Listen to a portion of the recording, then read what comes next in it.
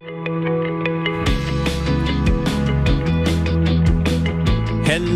and welcome to Pastor's Perspective, sponsored by Calvary Chapel, Costa Mesa.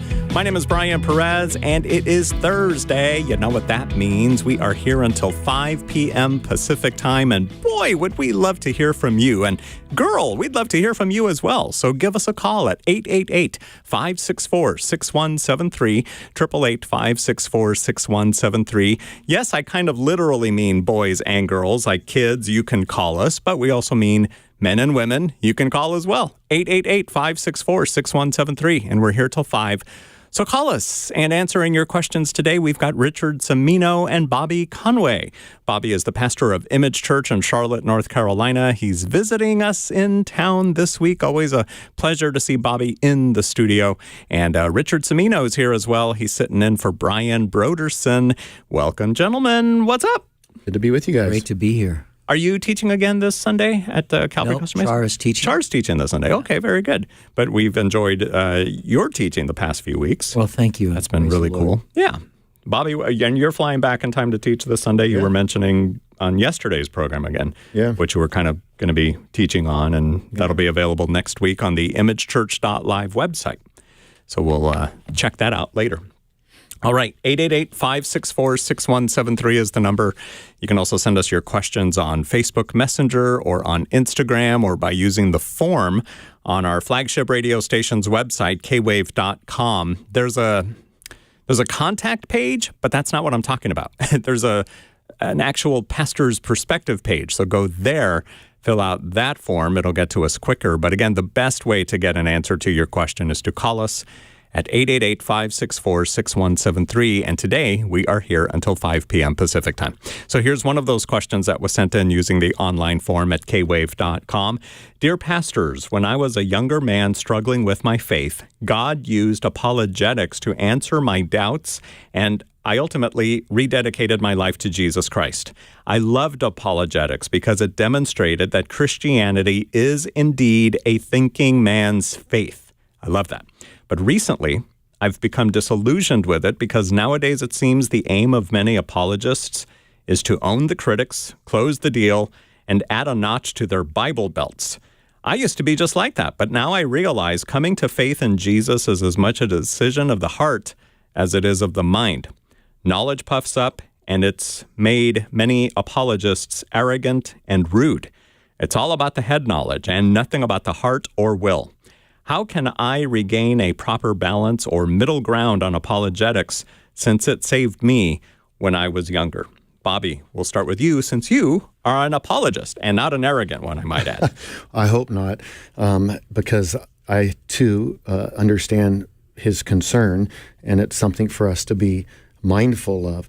I would say, though, as a person who knows a lot of apologists, I don't think that is the tone of those who are trained apologists.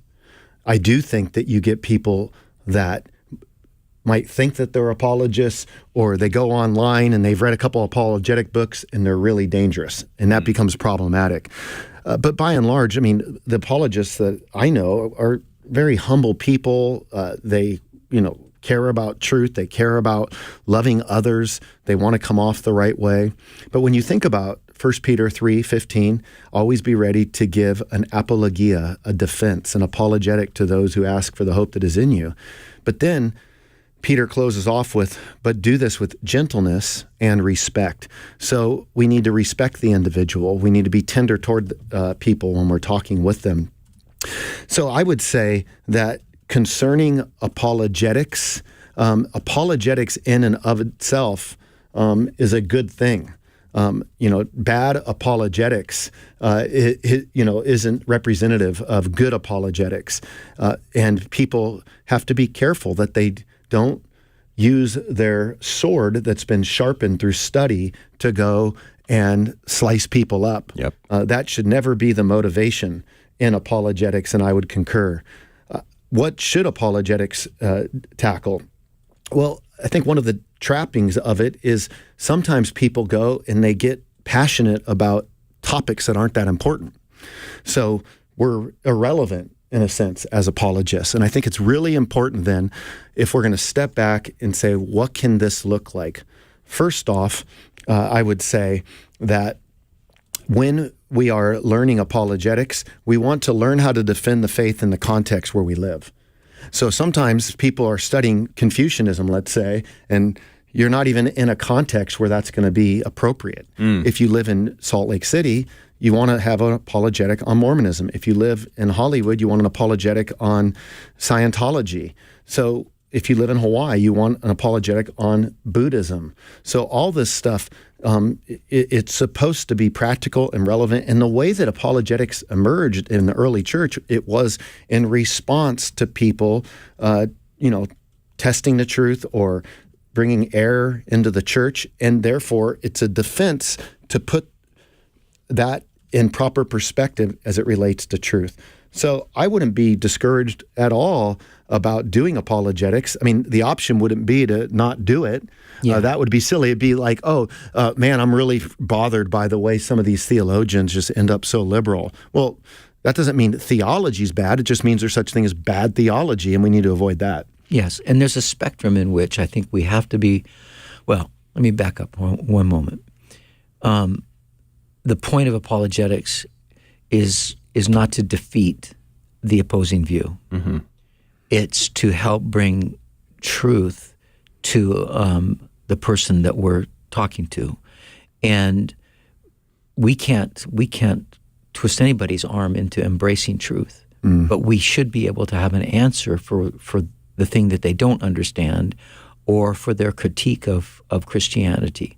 And I think it's also really helpful to be humble enough to accept the critique and to also be able to say, I hear where you're coming from, and I understand why you're coming from there. And then I think also it's so important to realize that there is some, and maybe you can help me with this one, Bobby. Is there's a reasonable framework where the truth that you're trying to defend it has some breadth to it, in the sense of like there are different degrees to which people will say, or ways they look at that truth. They embrace that truth and go, I believe that, but I actually think it's kind of, if we're going to do it like on a spectrum, like if right is conservative, left is liberal, there can be a maybe a not centrist agreement with it. Mm-hmm. And I think that a lot of times we're trying to defend the truth, and we think that we have to get everybody right into the midpoint as we see the midpoint, or even to the right, where we think the right is the more accurate place to lie, to land on that truth, if that's making sense to you. Like, no, the point is just to communicate the truth, and there are going to be some people who will agree, but maybe not in the exact way you believe that truth that you're defending or trying to explain. And that's where I think so many fights end up happening amongst Christians, is they're arguing people towards their particular stance, where it is on that spectrum, left to right or dead center on it. If that makes sense. Yeah, no, it does. I mean, I feel like when it comes to apologetics, that the person involved in this arena, if you feel like you have to get people to see the world the exact way that you see the world, then you will never be content in this world. Yeah. You will always struggle. One of the marks of walking in sanctification, I think, is the ability to live and let live, to give space, to recognize that people didn't arrive at the current positions that they hold overnight. And so we shouldn't think just because they ask us a question, we give an answer, that it just demolishes everything that has shaped them up to that point. So we need to be patient. We need to take time with people. We need to love on people. And that is something that could go a long way. So C.S. Lewis talks about in Mere Christianity, the idea of inside like this large house, let's say, with hallways, and then there's different rooms, and the different rooms might represent the different denominations. The danger is don't just stay outside of a church in the hallways. You're part of the church, you're part of the house, but get inside a room. But just because you go inside a room, don't think that the purpose of being inside the room is to criticize what everyone's doing wrong in the other rooms. Right. Just learn how to be gracious with people. Yeah, and we've had that question here before. I mean, not quite the way this one was, but where people call in and they say, what's the best way to get into apologism? Is that, or apologetics? Yes, not apologism. Apologetics. And one of the questions we ask is, why? Because if all you want to do is win arguments, against your friends, that's not the best reason to get into it. That's right, yeah. So what is the purpose of apologetics? I mean, there's a number of purposes that it can serve. Number one, it can help the doubter that's struggling. It can kind of put, like as my friend Greg Kokel says, it can put a stone in their shoe, make them uncomfortable while they're walking so that they start exploring more. It can help somebody to become stronger in their own faith in giving them a Christian worldview. It can help defend the Christian faith against the attacks that it faces. And then we should be thankful because there's some people, they might not have been born with a natural ability or aptitude to do apologetics on the level that some may do it on. But I would say we should never begrudge the fact that apologetics is done at the highest level. Like, we should never want to bring everybody down to where we are. In other words, I think of William Lane Craig, who I would say is the GOAT for apologetics of all time. I think he's the greatest Christian apologist to ever walk planet Earth, right? Some might say, oh, well, what about Apostle Paul? Well, I think Apostle Paul was a great biblical theologian, and he did apologetics. But I mean, I'm talking just a pure, trained apologist. A lot of times people listen to Craig and they don't even really know what he's talking about.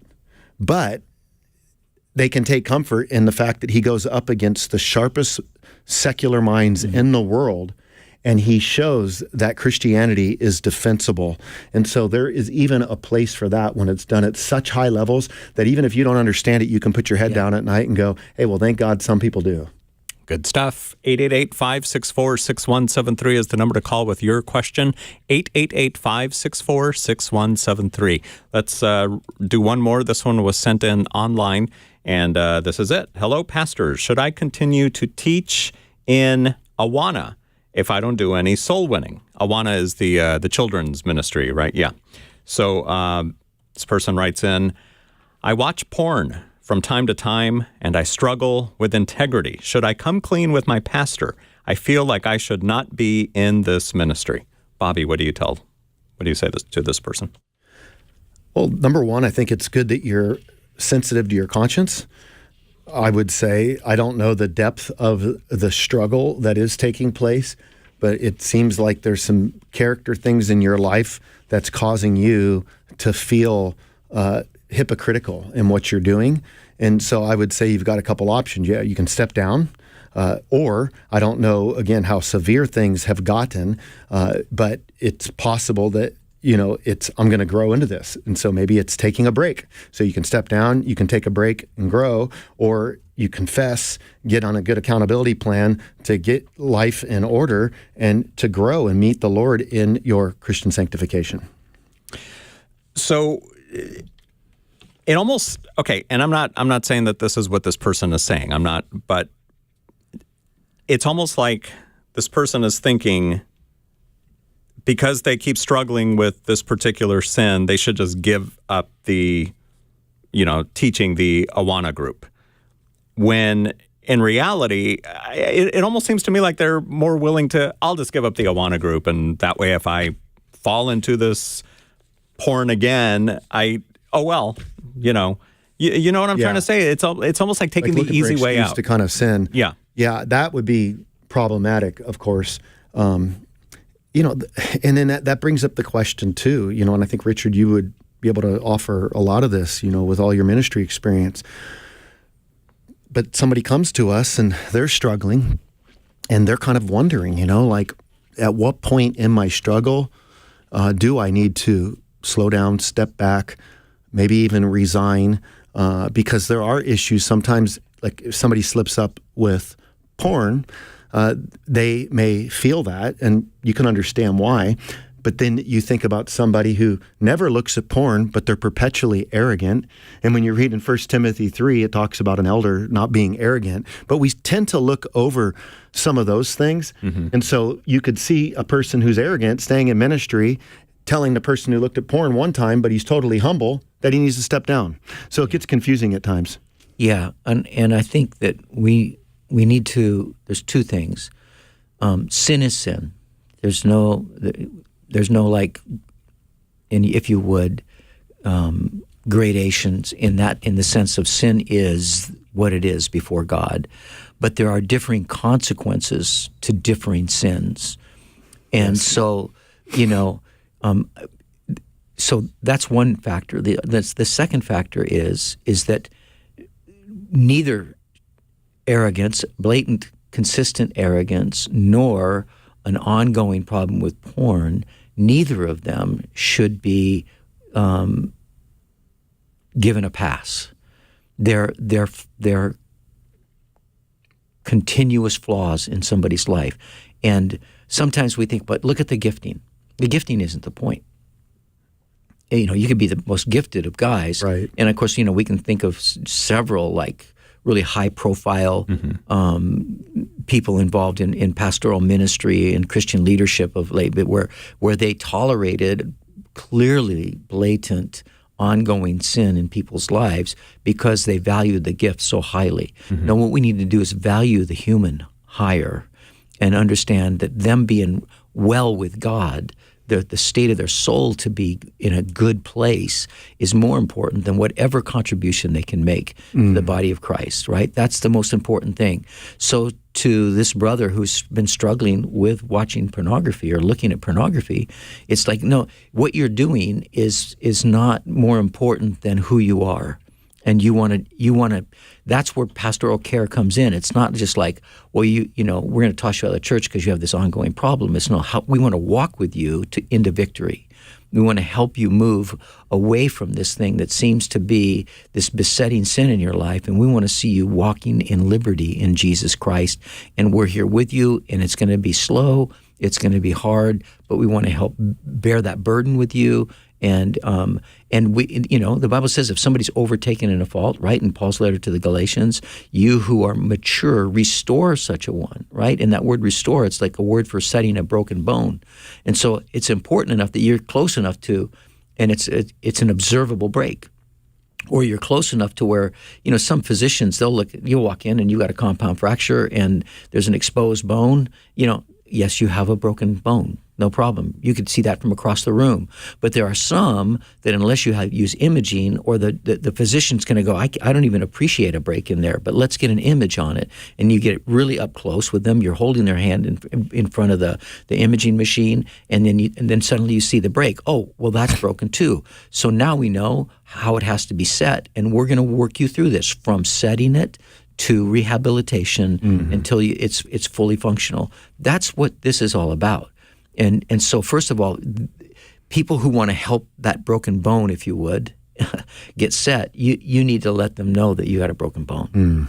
There needs to be that kind of transparency, and that's a part of living in community, and I think that's a lost component. Like, people love the word community these days, but they're not so big on the transparency and intimacy part where right. like, oh, I'm going to be exposed. So that would be my thing. Like, number one is like, whatever you're doing is not nearly as important as to who you are in terms of your ministry. Whatever you're doing in ministry, step away. You being just clearer and victorious in this area is more important than what you do. Yeah, that's good stuff right there. When it comes to living our life, I think in the church, we tell people a lot, we want you to get real, we want you to open up, but I'm not sure that people genuinely feel safe getting real because, for example, when you get real, when you're not a Christian and you're in the world, and if you go and say with somebody, man, I've been looking at porn lately and I'm just kind of struggling about that, you might hear the response, well, why are you struggling with that? What's the big deal? That could be kind of the retort. Yeah. So there's not the moral values that are there. So it might feel more gracious because there's not a standard that when you're being vulnerable, that you're that you're going to get. Yep. So what you might find is that you get validated, and yet at the same token, that validation could lead you falsely to remain in the sin that you're struggling in. So what would you rather have? Would you rather be worldly, so to speak, go confess it, and then call it grace? But as I just noticed on your wrists, which I thought so cool, aletheia and charis, grace and truth, two Greek words that I just was like, that's pretty cool. I saw aletheia and then I saw charis just there. I was like, oh, yeah, grace and truth on your wrists. We need both in our living for sure if we're going to be effective. So that means we should expect when we confess in the context of a church that we're confessing to people who recognize that there's been a moral fracture, who also recognize that there's a cross to assuage our inner guilt and angst, who also won't draw back on the standard. Yeah. So in the church, what do you want? Do you want people that are going to let you ruin yourself in the name of freedom, or is true freedom not the ability to do whatever you want, but the ability to do what you ought, and it's the church calling you to do what you ought? Yep. Well, and you know, the full of Jesus was full. We beheld his glories of the only begotten of the Father, full of grace and truth. He wasn't just full of grace, and he wasn't just full of truth. He was full of grace and truth. And then you follow him through the Gospel of John, and you see that that's exactly how he was. You see him in Matthew and Mark and Luke. It's exactly how he was. So much grace that just dumbfounded the religious legalists, and truth that was so needed by the people that were broken. And I just think that's our Jesus, and we want to be like him. So when we were talking about, being accountable and confessing and being in community and being open and transparent, but I think there's also that fear that we might tell the wrong person the struggles that we have. Might be the town gossip or something, and then they wind up telling other people in the church, in the name of Christian love, oh, we need to pray for so-and-so. Oh, why? What's wrong with so-and-so? Oh, well, he told me, she told me this, and then boom, now everybody knows you thought you were trusting this one individual, and they wound up telling more people. Yeah, and that's really problematic. It's like the story that was told of three guys went out golfing one day, and then when they were done golfing, they were in the locker room hanging out together, and one of the guys says, man, listen, if you guys don't mind, I got a confession here. I have really been struggling. You guys know I'm a pastor, and I've just been really struggling with alcohol addiction and drunkenness, and I just feel like I need to get this load off. And the guys were like, man, thank you for sharing. That just means a lot. The other guy says, while you're at it, I've been struggling with porn, and I just, I want to come clean too in the name of this friendship. And they looked at the other guy, and anything that you have that, you want to open up with? And the guy looked, he says, well, actually, yeah, I have a struggle as well. I'm an incredible gossip, and I can't wait to get out of here. I was going to say that. You don't want that person. Right. And the other thing, as Christians, we don't owe the fabric of our interior life to everybody we come in contact with. Vulnerability is a prized possession that somebody gives to you. Yeah. And we should appreciate that. So if somebody is going to share a piece of their heart, then that's something that we should take and appreciate. But I remember as a young Christian, there was this guy who was the leader of a massive organization. And he would just kind of walk up to people, and he was always just checking in on their thought life. And he was just asking guys, like, hey, have you masturbated lately? Right? And he would throw that term out and ask people that, he didn't even know. And I think about that all these years later, and I'm thinking, if somebody was struggling and they didn't know you, what would make them feel like they can be safe with you? Like, if you want somebody to reveal that kind of intel, there should be some relational capital in their life with you. And so I would just say to those that are out there, just because we're a part of the church and we want to be authentic and real, that doesn't mean everybody gets access to us in that way. We can be selective about who we share with. Yeah, and there needs to be a culture of that. That there needs to be a culture within a local church, a culture within a relationship and a group of friends that actually, like, I love Ray Ortland's thing, gospel plus safety plus time, right? The truth of God's word, the story of God in redeeming us, plus safety, the people feeling like they're not going to be crushed for their brokenness and revealing their brokenness, but time, and he says time because people are complex and change is hard. So then when that's your culture, then people, like you said, like, okay, now I feel like I can bring this out to the open. I feel like I'm safe here to do this, and that's not an easy culture to build. It's not an overnight culture to build, and you can't expect people. People are going to be reticent. They're going to be, you always wonder as pastors, you wonder like, why are people fringy? Why don't they just really? Some people want to hide in congregations, and I think if the culture is so openly gospel plus safety plus time, it's almost like they feel like I can't escape this. And I not only can I not escape it, it's like it's overtaken me. I want to be in the middle of that. I want my life to be. I want to walk in the light. So, you know what we're doing this Saturday night at Image Church?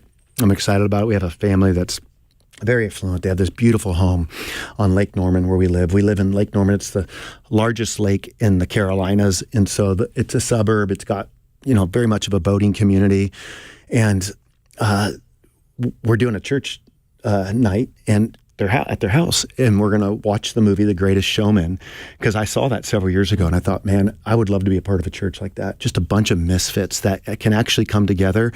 And so we're going to watch that and talk about, what are things we can learn from The Greatest Showman? Like, what can a movie like this teach us about church, that we're misfits, that we're going to be accepting, and the danger that is always there. It's to believe the lie that to be truly accepting means to embrace the way of the misfit. When the misfit is not properly living for Christ, we have to realize that we can still show tons of love and tons of grace, but again, that standard is still there, and we're called to live according to that. And again, God puts the standard in place.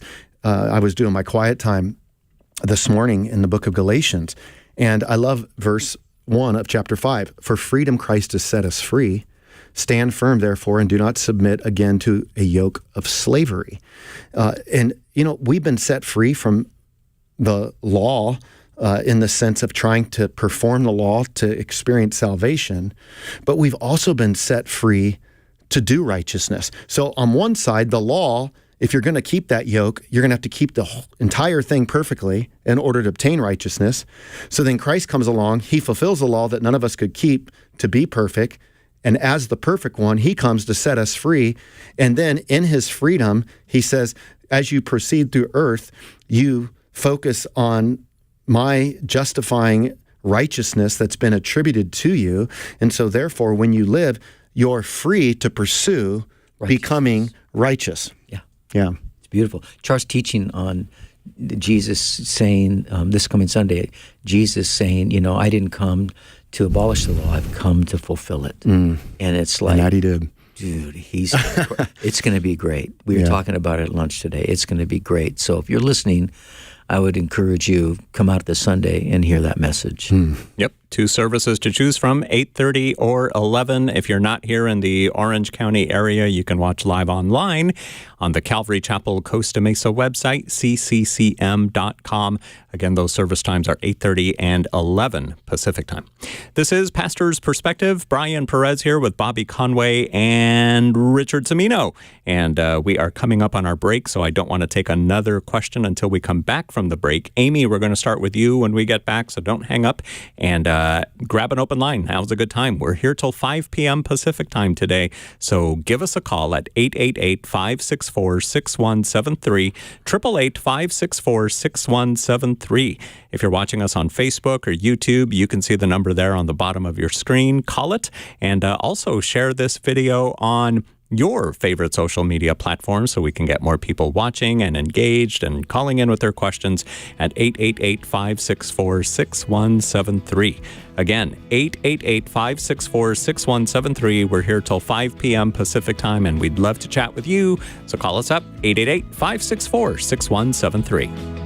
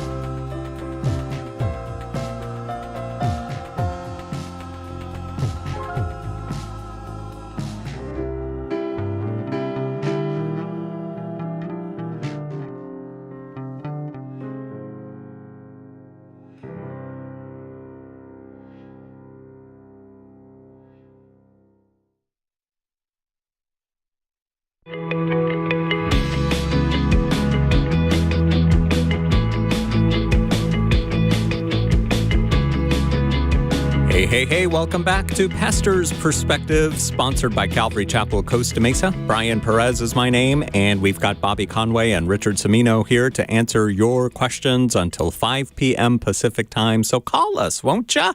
888-564-6173 is the phone number. If you're watching us on Facebook and YouTube, we've got the number for you right there on the bottom of your screen. Always good to see you guys there involved in the chats on Facebook and YouTube. Keep it civil. Don't forget. And but if you've got a question, call us. That's the best way to get an answer. You can also send it in using Facebook Messenger or Instagram or the form on our flagship radio station's website, KWVE.com, on the Pastor's Perspective page. But give us a call. We love chatting with you guys, hearing the sounds of your voice. 888-564-6173. So to the phones we go. Here is Amy calling from Rancho Santa Margarita, California. Hello, Amy. Hello. How are you today? Doing well. Great to hear from you. How can we help? Great. You too. I was calling because not just my sister, but a couple family members on my mom's side have been involved with like shamanism, astrology, New Age, and I've tried to reach out before to intervene, and it caused a huge fight between my sister and I. We didn't talk for a year. Oh, my. And then I was holding back, and it just turns into an argument. And then I tried again last night, and then she blocked me. So I just continuing to pray, but I guess my question would be, I'm sure for many people have a lot of family, too, that struggle with this. The best approach, I guess, to be not to offend the person, but I guess the most loving approach to try to help them get back to the Word, get back to church, get back to the Word of God. So these are people that were following Christ before and they're not anymore? So they do have a Christian background? Yeah, so my sister, she was baptized, but in the Mormon church, so it was kind of confusing. Child like upbringing. I became born again Christian when I was 10, so I got out of the Mormon church. So she had, really been confused. I think most of it is just confusion, like dabbling into that and dabbling into the Word, but now it's completely away from the Word, and she's completely gone away from the Word. And then my brother also, I don't think he was ever baptized. I know my older sister was baptized, but she's also really into that. And my mom is just very confused. She kind of goes both ways too.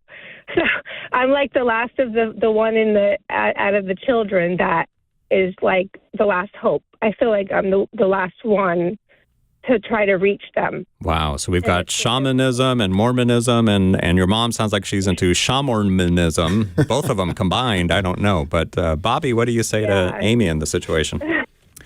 I would say that you want to remain relational, and that is really important. Being a Christian doesn't mean that we have the responsibility to talk other people into becoming one. We have the responsibility to share with others that, we're one and that we'd like them to be one, but we can't change the human heart. And you know that, obviously, Amy. I do think that we can really fumble in the household, and even our reasoning for fumbled, I think, is often rooted in love. It just comes off the wrong way. The very fact that you're trying to engage your family is because you care about their soul and their destiny. Why it goes south, I don't know. I guess I'd have to observe the conversation. I know when I first became a Christian, I turned my family off.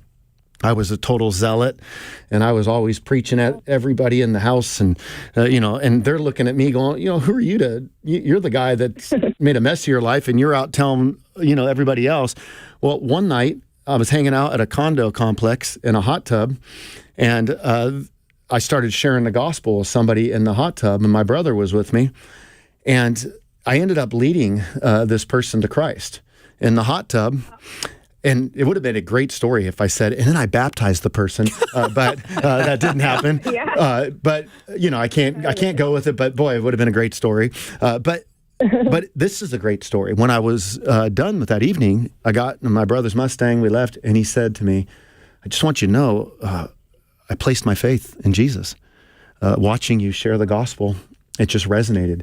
And that was the moment. I mean, God saved my brother in a 102-degree hot tub back in the 90s as I was leading somebody else to Christ. And he said he was able to finally register what I was trying to communicate because I wasn't speaking at him. He saw me just living it out before somebody else. And so I would say, if I could go back and repackage my presentation to the family, I would have, number one, wanted to say something like, hey, I just want you to know at the beginning, that my life has been, changed. I'm excited about this. And I want to talk to you guys about this. And I realize at the end that I'm coming to you from a place of belief. And if you're not there, you're still my family. And let's just commit to not let this divide us. But I also, because the Bible talks about that God created us for a purpose and that there's hope beyond the grave, because I believe that, I feel like I would be unloving. So like Penn Jillette, the atheist comedian, he basically says that he doesn't know why all Christians aren't out doing everything they can to proselytize the lost. He said, I struggle respecting a Christian that won't share Jesus with me. If you believe I'm going to hell, then you should tell me about Jesus. So the very fact that you're doing that, Amy, is good. But if you set the table right, like, hey, I want you to know you may disagree with me. I'm going to still love you. Don't try to force them into it. Don't get mad. Don't get angry. You're just having a conversation. And the conversation should entail a lot of questions. Like, what are your struggles with Christianity? What is it that you like about, the New Age? Because in New Age, for example, all you're doing is worshiping created things. I mean, it's like we talked on the show, I think it was yesterday, about crystals and stuff like that. I'm like, why in the world would you want to, invest your life? Why would you dedicate yourself to rocks? Or why would you dedicate yourself to what some editor at a newspaper wrote in an astrology section of the paper? Like, he just woke up that morning and had some thoughts to tell you about what it means that you're Pisces. Why in the world am I going to trust that person? Well, if you knew that person, you wouldn't trust the person, but you think because it comes in the form of a newspaper that has the backing of credibility and publication that it means something. But it doesn't mean something, because sitting around telling people what the stars mean, the stars aren't informed. No, they're not ultimate things. They're not ultimate things. So the star just, and being bigger doesn't mean you're more informed or more sentient or more cognizant. Yeah. Well, I had the privilege on Sunday. I'm sorry. Go ahead, Amy. Sorry. It's okay. Oh no, I get scared for them too, because dabbling in these things can really open the doors of the demonic into the people's lives, and they can disguise themselves in these ways, and that's scary, very scary. Yeah. For them. Well, I just want to kind of tag on to what Bobby was saying about remaining relational with this. I had the privilege on Sunday to teach on the verses that come right at the end of the Beatitudes in Matthew chapter 5, and where Jesus says, "You are the very salt of the earth, and you are the very light of the world." And so he's saying, look at the person whose way of being is an expression of my way of being. Your true humility salts the earth and illuminates the world. Your brokenness over your own brokenness and the brokenness of the world salts the earth and illuminates the world. Your meekness salts the earth and illuminates the world. Your profound hunger and thirst for righteousness salts the earth and illuminates the world. Your mercy, your compassion salts the earth and illuminates the world.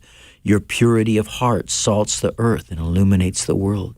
You desiring to create shalom, for example, within your family, like the things that aren't the way they're supposed to be, like you just actually, out of the love of God, laboring to help those things become the way they're supposed to be. That salts the earth and illuminates the world. And you're flourishing in your joy when you suffer for righteousness or for the sake of Jesus, salts the earth and illuminates the world. And so genuinely, like it's not saying be speechless, but you are actually salting their lives. You are actually lighting, illuminating their world by just following Jesus, right? So I really want to encourage you in that, because sometimes it's just going to be that in a moment they're going to go like, sometimes you're so merciful and so compassionate. It stings me. You're so merciful and so compassionate. But now I understand, like, it's because of Jesus. So I really want to encourage you. Just stay faithful to Jesus. Follow him in those family relationships. I think you could also circle back, Amy. Again, I don't know the full context of this, but I could see something like just writing a letter and just saying, hey, I've reflected. I'm really bummed that the conversation didn't go the right way. My motivation is just wanting to be with you forever and wanting you to know the most meaningful purpose in life. And I'm sorry for when my tension gets in the way. It's just rooted in love. And if any control ever comes out where they feel that that's happening, just apologize for that and just say, let's just get a fresh start. James K.A. Smith, I'm reading a book by him right now. He's a philosopher, and he kind of talks about this idea, of in this world that we live, having a chain of keys thrown at you. And the keys, let's say they represent different worldviews.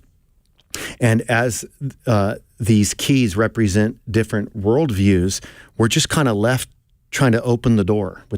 So you see people trying to figure out life, right? They got this keychain and all these different keys. Is it shamanism? Is it Mormonism? Is it Christianity? And they're just trying these different keys out. And it can be challenging, I think, sometimes, right? I mean, God is not an aquarium God that sits up in the sky. I remember in my doubts, I thought, man, it'd be just so great, God, if you were an aquarium God. I could just look up and get my cues from you.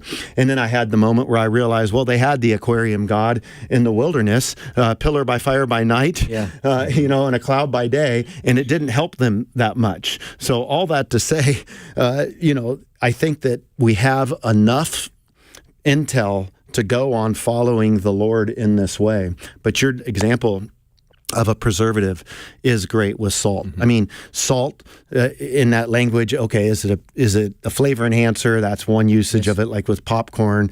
But it is a preservative. In fact, when they would catch fish at Galilee, they would pack the fish in salt to transport it to Jerusalem. Yep.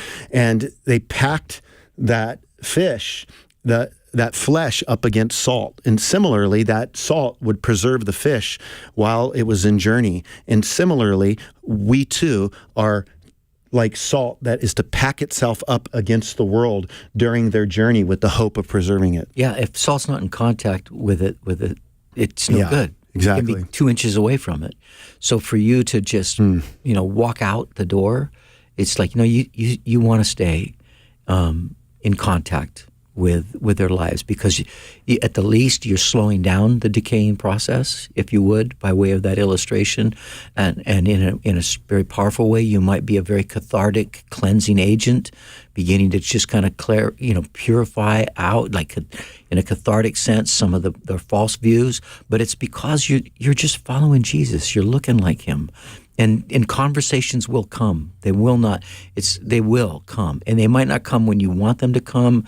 But at the end of the day, you might find that they're just going to reach out to you. Or someday when you're not even around them, the Holy Spirit's going to dredge up so many things that you said to them, and they're going to go, oh, I don't know why I didn't believe her then. That's so good. And people will surprise you, like with their life.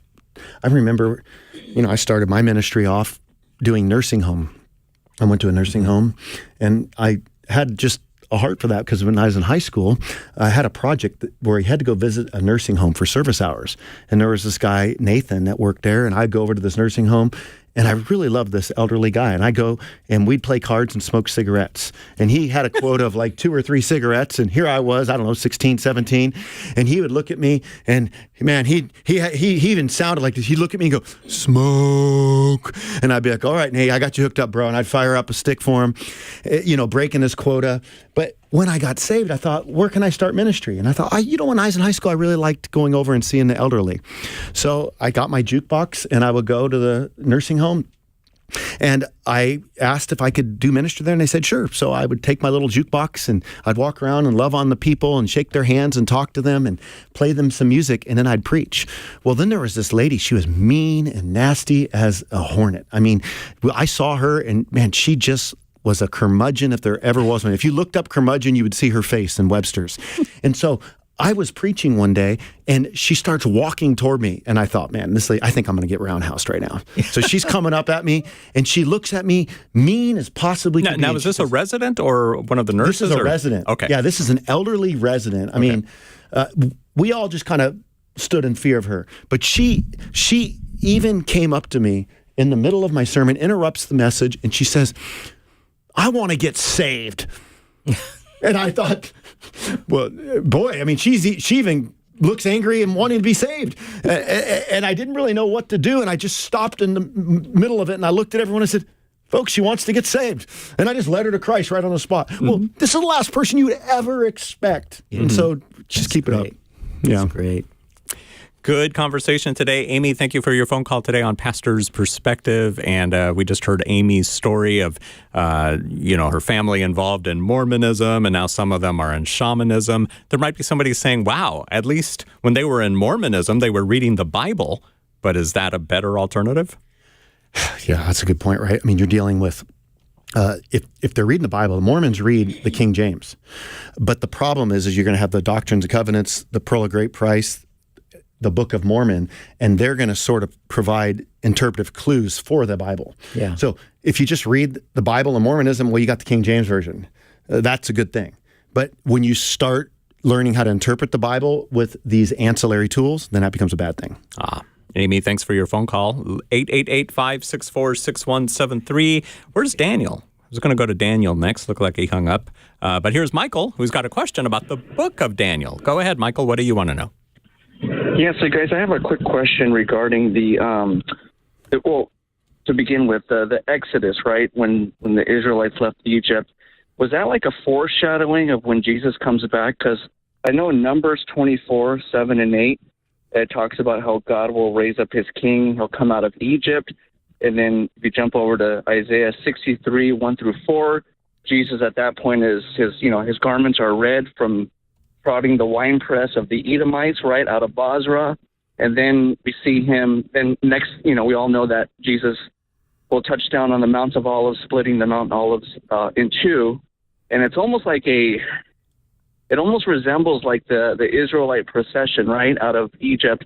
And then in Daniel chapter 12, it talks about, this precisely 3.5 years or 1,290 days after the abomination that sets desolation. You see, it talks about, I guess that's when around the timing of Christ's return. And then it says, happy is the person that perseveres and attains, 1,335. So 45 days later, essentially. So I'm wondering, in that 45-day gap, is that when Christ is coming? He's coming out of Egypt, according to Numbers 24, going over through Edom, right?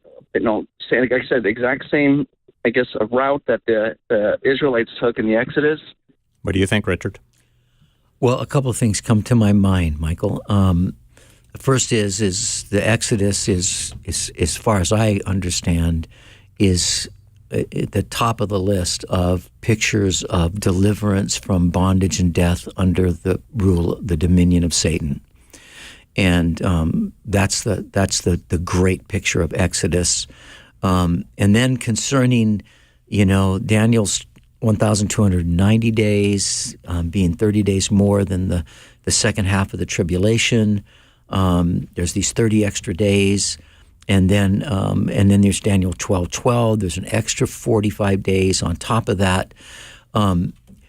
These are the question that you're asking are pertinent if you have a premillennial view of eschatology. If you don't, they don't have a whole lot of meaning at all. So, but if you're looking at it from a premillennial view, different ideas have been put forth to explain what happens in those 30 extra days. So there's just suggestions, different ideas.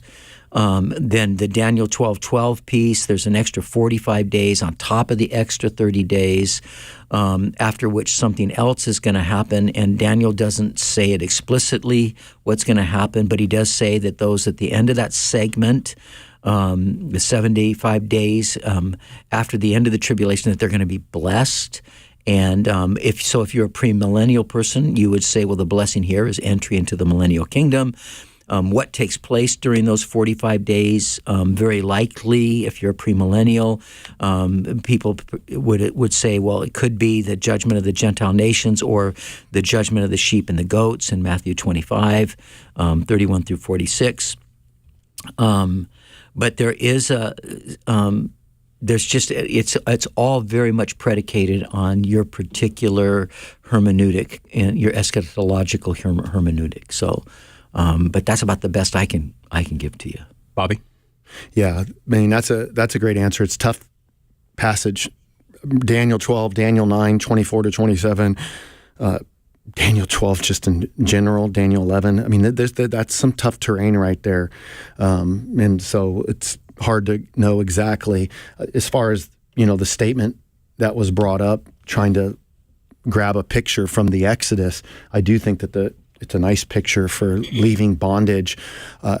We have to be careful, though, that we don't over make connections. If we do make those connections, we just need to state that we're making a figurative connection, not saying that that's the interpretation. In fact, back to my quiet time this morning in Galatians 4, I thought this was cool because in verse 24 of chapter 4, Paul says, now this, he's talking about Hagar and Sarah, and he says, now this may be interpreted allegorically. These women are two covenants. So what is he doing? He's conceding that he is going to give a figurative or an allegorical interpretation. Mm-hmm. So take somebody like an Augustine. I go back and forth, but take Augustine. He was an allegorical interpreter, and he was influenced by Ambrose, the Bishop of Milan, there in Italy. And when you're reading in Augustine's Confessions, what happens is in the last part of his Confessions, he takes time and he starts talking about the Trinity, and he even spends time talking about the concept of time. And it's so fascinating to hear a mind think through the concept of time without having all the advantage of modern day time theories like theory A and theory B of time, and to see how he weeds through that. And so all that to say, Augustine did do allegorical interpretation, but he stated in his Confessions, I'm going to give an allegorical look. If you say that, that's fine. And that's what Paul's doing right here. And I thought that was such a beautiful metaphor. Like Hagar represents the law, and Sarah represents, the child of the promise, the new covenant grace. And so he sets that up. Well, I was looking, I go, well, what a great example for us when we're preaching to just take verse 24. Now, this may be interpreted allegorically. In other words, this is not the literal interpretation of Sarah and Hagar. This is an allegorical interpretation of Sarah and Hagar. So when the question came up from Michael about interpreting and bringing in the Old Testament, I would say, as long as you say what Paul said, here's an allegorical thought, that's fine, as long as you realize in the places where the Bible doesn't come over the top of that and offer the actual interpretation, then you can play around like that. Yeah.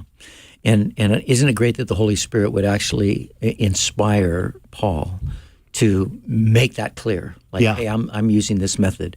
But, getting back to the Exodus thing, in Luke chapter 9, verse 30, Jesus is on the Mount of Transfiguration, and Moses and Elijah were there, and it says that they appeared in glory and spoke of his decease, which he was about to accomplish at Jerusalem. And the word there is his exodus. that he would accomplish in Jerusalem. So he was going to accomplish the Exodus that was foreshadowed by the Exodus. It was a very real Exodus. Yes. They were literally, by the mighty hand of God, delivered from bondage and death in Egypt under the rule of Pharaoh. But now Jesus is going to accomplish the Exodus, delivering us from bondage to sin and death, from being under the power of the little g God of this world. Michael, thank you for your phone call today on Pastor's Perspective. We have run out of time for this hour, but it's Thursday, so we're going to do another hour of Pastor's Perspective. And if you're on hold right now, stay on hold because we'll get to you guys and gals first. Don't hang up. We'll be with you in just a few minutes. We're going to take a quick break and then we'll be back to the phone. So stay on the line. And if you are watching us on Facebook or YouTube, you can keep watching us on a new video that will pop up in just a little bit on Facebook and YouTube. But keep those calls a-coming until 5 p.m. Pacific Time. 888-564-6173. Pastor's Perspective was sponsored by Calvary Chapel, Costa Mesa.